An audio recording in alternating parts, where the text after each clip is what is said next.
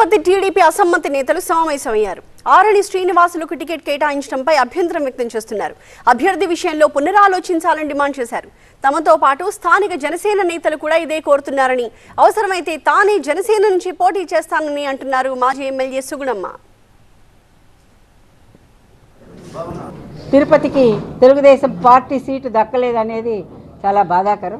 మహాకూటంలో భాగంగా జనసేనకు తిరుపతిని కేటాయించడం, దానికి కూడా మరి మనం అందరం కూడా ఈరోజు ఏదైనా కూడా ఏ పరిస్థితులైనా కూడా అందరం కూడా ఒక్కటై కూటమి అభ్యర్థినైనా గెలిపించుకోవాల్సిన బాధ్యత మన మీద ఉంది. తెలుగుదేశం పార్టీ టికెట్ దక్కకనే తిరుపతి నగర ప్రజలము ఈరోజు బాధపడుతున్నామంటే, జనసేన కేటాయించినటువంటి సీటు కూడా స్థానికులకు లేకుండా మనల్ని ఎవరైతే తూలనాడారో, ఎవరి వల్ల అయితే మనము ఈ 5 సంవత్సరాలు కూడా బాధలు అనుభవించామో ఆ పార్టీ అభ్యర్థిని తీసుకొచ్చి ఇక్కడ నిలబెట్టి ఆయన విజయానికి మీరంతా పనిచేయండి అని మన నాయకులు చెప్తున్నారు.